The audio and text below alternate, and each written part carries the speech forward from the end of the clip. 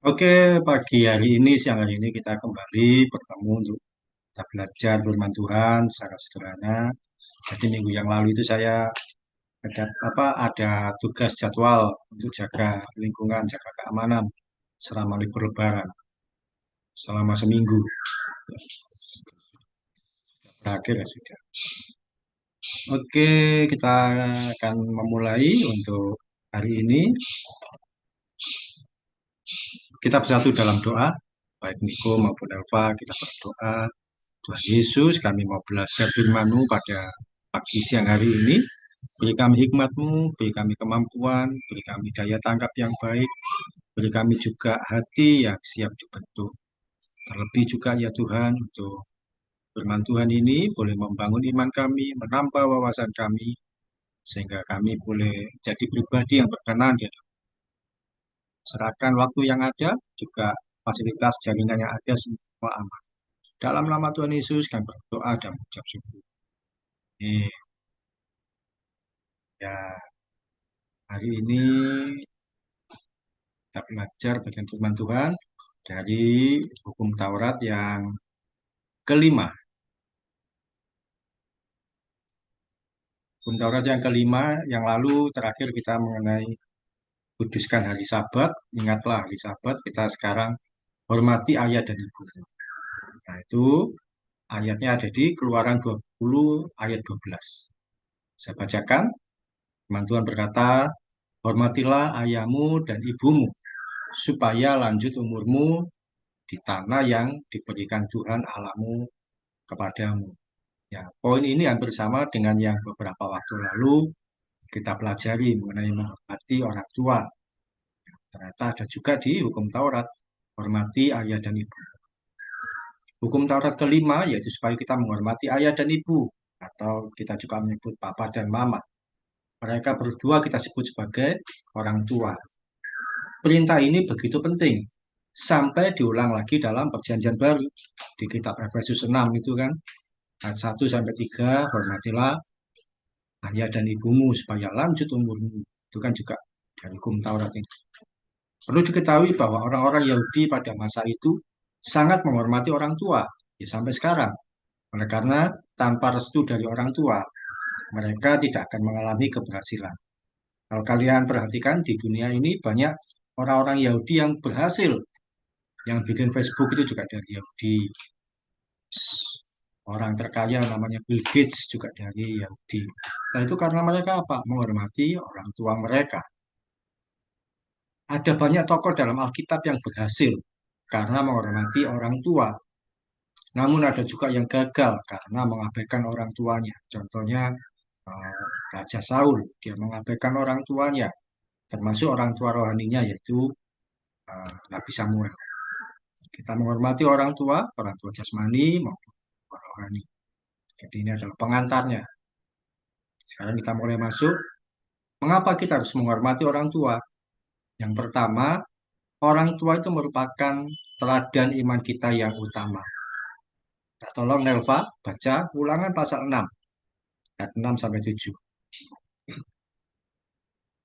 Ulangan 6 ayat 6 sampai 7. Apa yang kuperintahkan kepadamu pada hari ini haruslah engkau perhatikan. Haruslah engkau mengajarkannya berulang-ulang kepada anak-anakmu dan membicarakannya apabila engkau duduk di rumahmu. Apabila engkau sedang dalam perjalanan, apabila engkau berbaring, dan apabila engkau bangun. Ya, jadi teladan iman semestinya pertama kali kita dapatkan dari orang tua. Jadi perintah Tuhan disampaikan kepada orang tua. Yang kuperintahkan padamu hari ini kau ajarkan pada anak-anakmu. Perintah apa? Di situ diajarkan di ayat sebelumnya untuk mengasihi Tuhan, untuk hidup sesuai dengan kehendak Tuhan, untuk tidak menyimpang dari firman Tuhan dan sebagainya. Nah, itu Tuhan mengajarkan pada orang-orang dari bangsa Israel supaya mengajarkan pada anak-anak. Teladan iman mestinya kita dapatkan pertama kali dari orang tua. Nah, orang tua itu adalah teladan iman kita yang utama. Kok bisa? Eh, Kalau kalian ingat, mungkin juga mengalami ketika kecil, orang tua, biasanya mama, mengajak untuk berdoa sebelum makan. Sebelum berangkat sekolah juga, diajak untuk berdoa atau dibimbing melalui untuk mengikuti nasihat dan teladan firman. Kalau menurut Nelva, apakah Mama pernah seingat kamu mengajarkan untuk berdoa ketika kecil? Pernah, Pak. Apa itu? Itu apa? Eh, Kalau dari aku tahu dari sebelum tidur, terus sebelum makan pasti berdoa Ya, tuh, syukur. bukan. Ya, berarti orang itu adalah teladan iman yang utama, bukan pendeta, bukan pembina rohani, tapi orang tuanya adalah yang teladan yang pertama, yang membimbing. Tetapi karena keterbatasan pengetahuan, keterbatasan banyak hal juga supaya memang bagian dari pembinaan iman, ketika usia tertentu kalian mulai dimasukkan ke sekolah minggu, belajar firman Tuhan lebih baik lagi.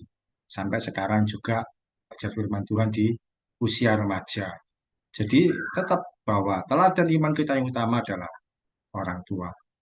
Karena orang tua yang mengajar kita untuk memiliki hidup yang takut akan Tuhan.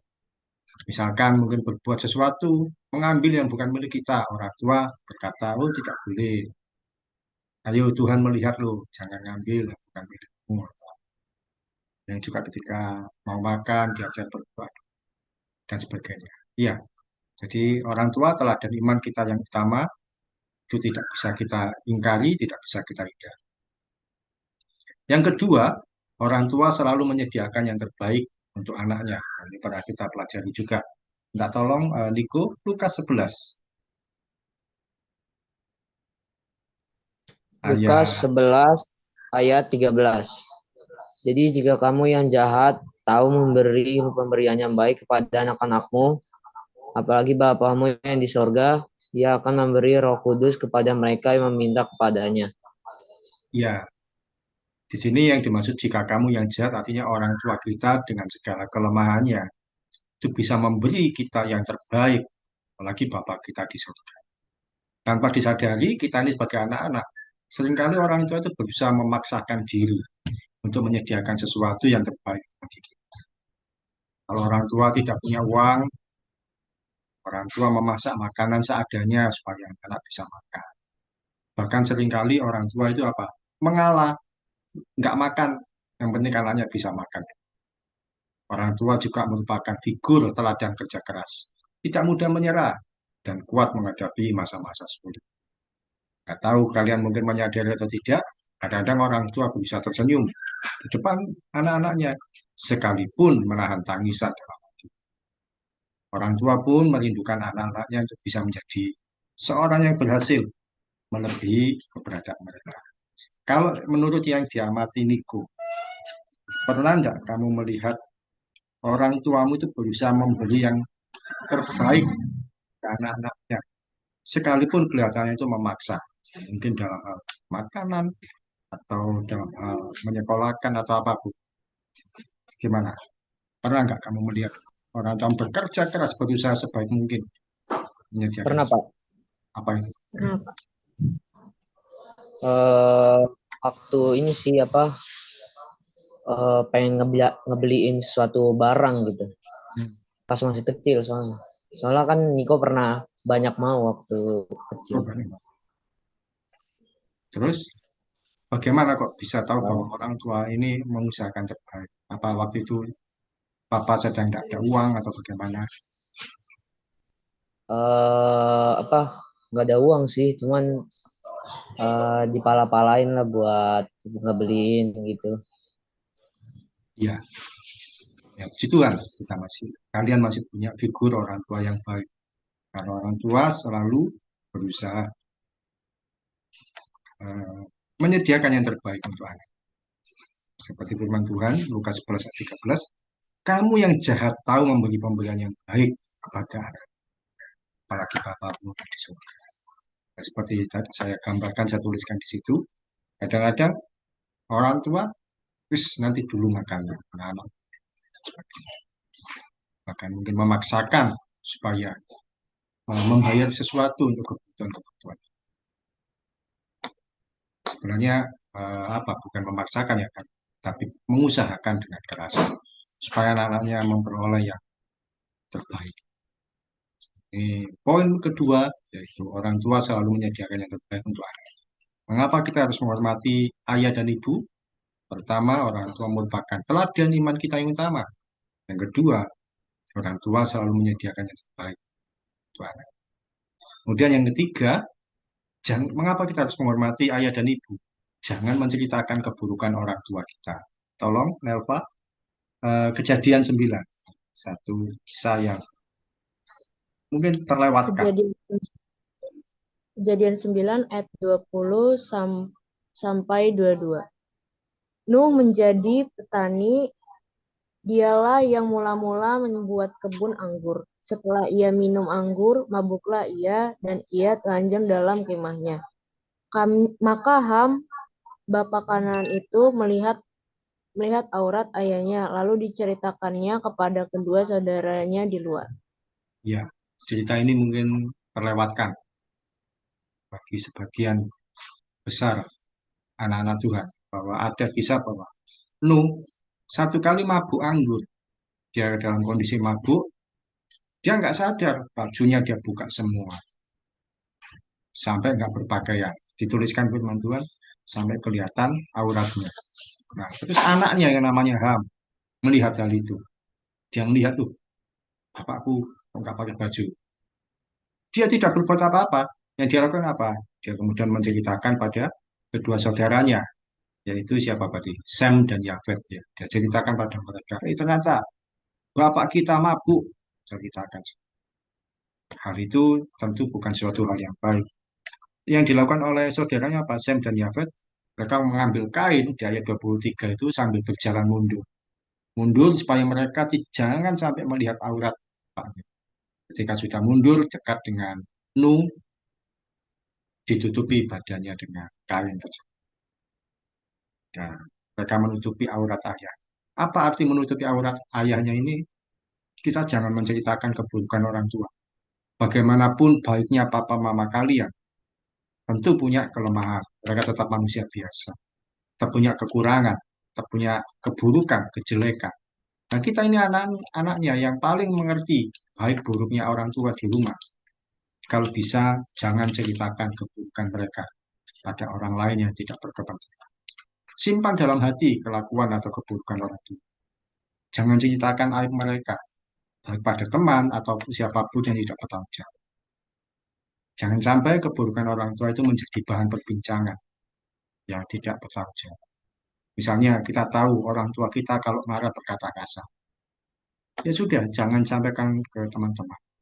Atau orang tua kalau bangun kesiangan, atau kebiasaan kalau tidur, oh papa aku kebiasaan kalau tidur itu suka mendengkur, atau suka ngorok, besar atau apa.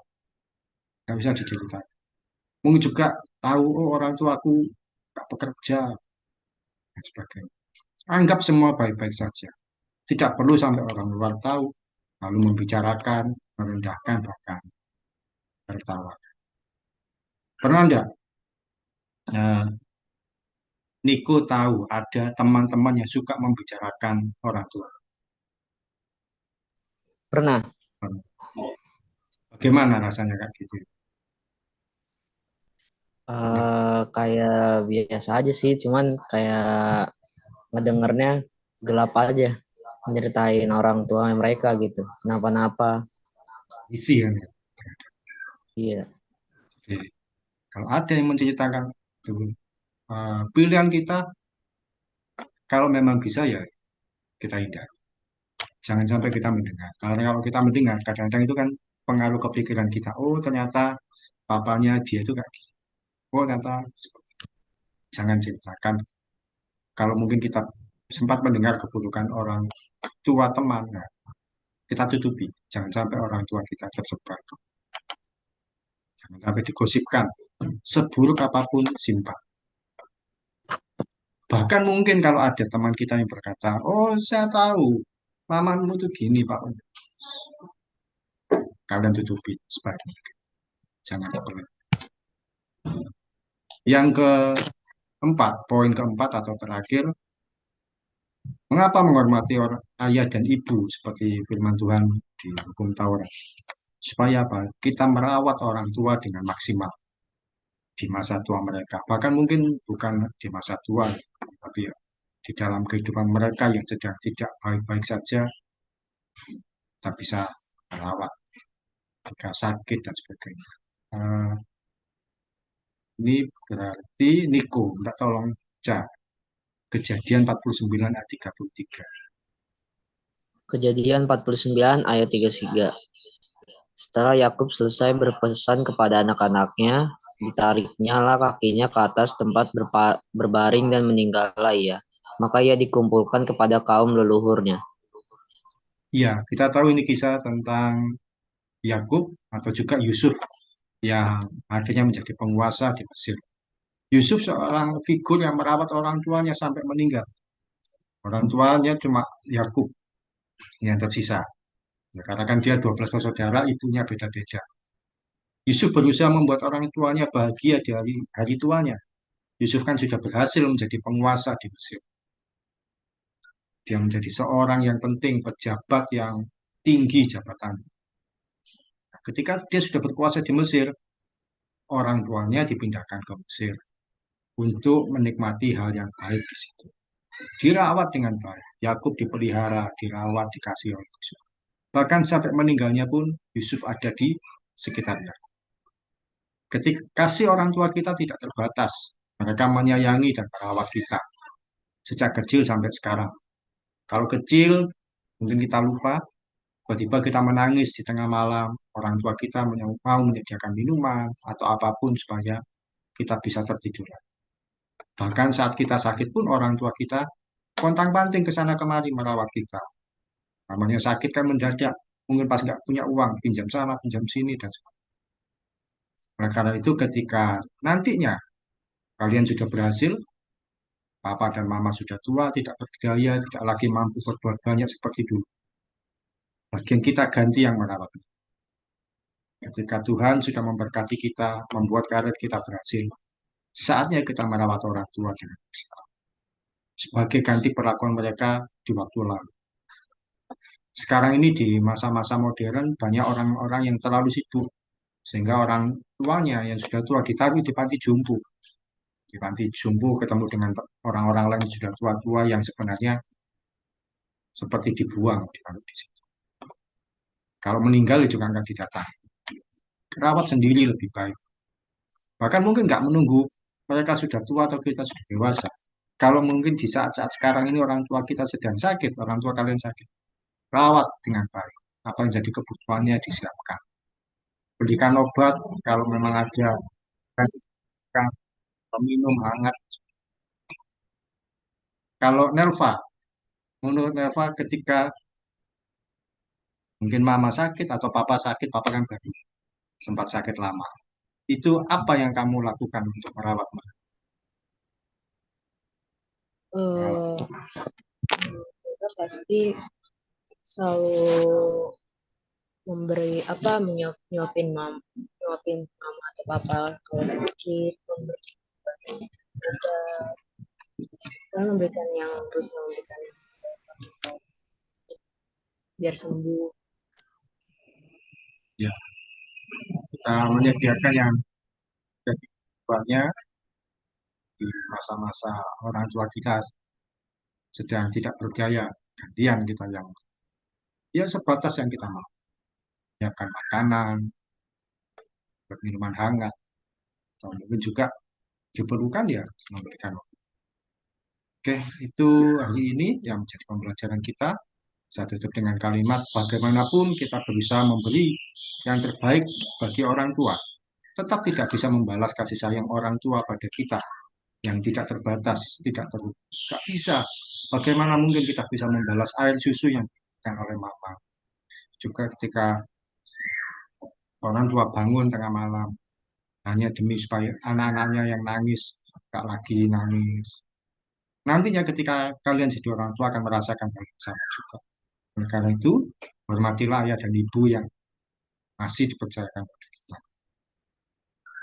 Saya sudah, saya, saya sudah tidak ada orang tua saya, tapi saya sempat mengingat bahwa saya sempat merawat papa saya sampai dia meninggal. Jadi saya sudah apa sudah berhasil sampai menjadi seorang yang muhafadzah. Uh, Sharing terakhir, teladan mungkin ini juga sudah pernah diceritakan waktu yang lalu. Tidak apa-apa cerita lagi. Teladan apa yang kalian dapatkan dari orang tua, baik dari papa atau dari mama? Nah, mungkin sambil Niko dan Elva berpikir dari saya dulu. Kalau teladan yang saya dapatkan dari papa saya, dia adalah pekerja keras. Dia berusaha supaya bagaimana anak-anaknya bisa makan. Meskipun tidak selalu dia dapat uang. Tapi ketika pulang, dia merasa bahwa semua baik-baik saja, semua aman-aman saja. Padahal saya tahu bahwa dia sedang tidak ada uang. Kalau dari mama saya, dia berusaha bagaimana supaya hari itu dengan uang yang terbatas, anak-anaknya masih bisa makan dengan pakai dengan memasak telur atau apapun, pokoknya supaya bisa.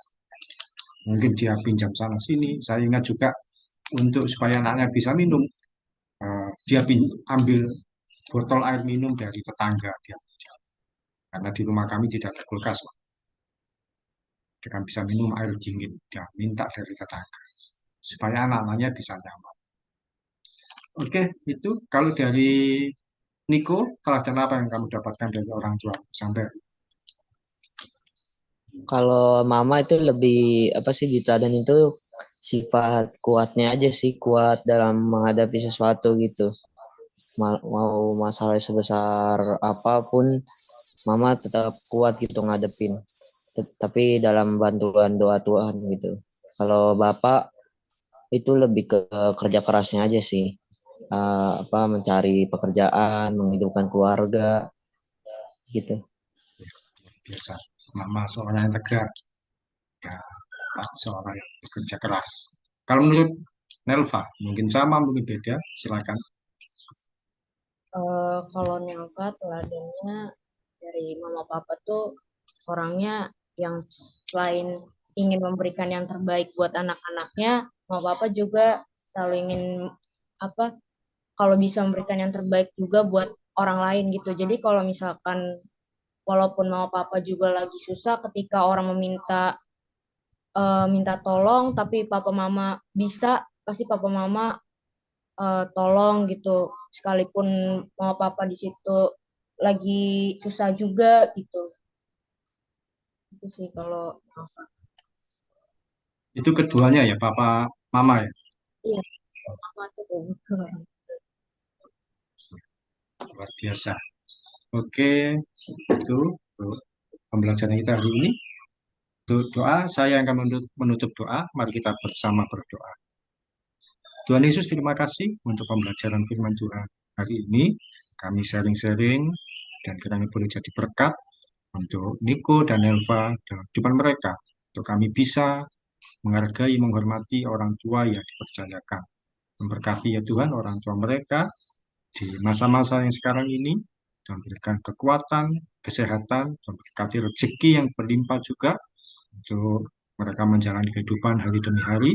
Terlebih lagi juga untuk mencukupi kebutuhan sehari-hari anak-anaknya, bisa makan dengan layak, bisa membeli sesuatu dengan baik, bahkan bisa bersekolah juga tanpa kesulitan, karena Tuhan yang sediakan di anak-anakmu ini.